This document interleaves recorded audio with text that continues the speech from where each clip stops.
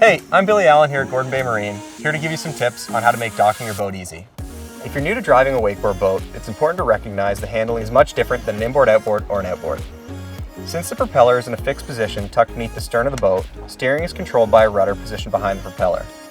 This means that the boat will not be as agile as an inboard-outboard or an outboard, and you will not be able to steer the boat in reverse. When you're docking your boat, there's 3 important rules to remember. Never approach the dock faster than you'd want to hit it. When docking your boat, being slow and patient is very important. Prepare your ropes and fenders well before approaching the dock. Never put any body parts between the dock and the boat. Let the fenders do their job. When you're driving an Axis or a Malibu, the boat will steer towards the starboard when in reverse, due to the direction of the rotation of the propeller. You can use this to your advantage when docking your boat.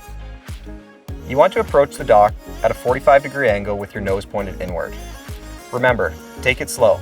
When you're approaching the dock, position the throttle in and out of neutral to slow the boat down.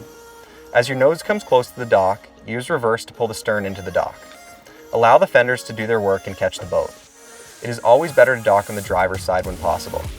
If at any time you're approaching the dock too quickly or at the wrong angle, abort the attempt and reposition. From Gordon Bay, I hope you find these tips helpful. Go out there and enjoy your summer on the boat.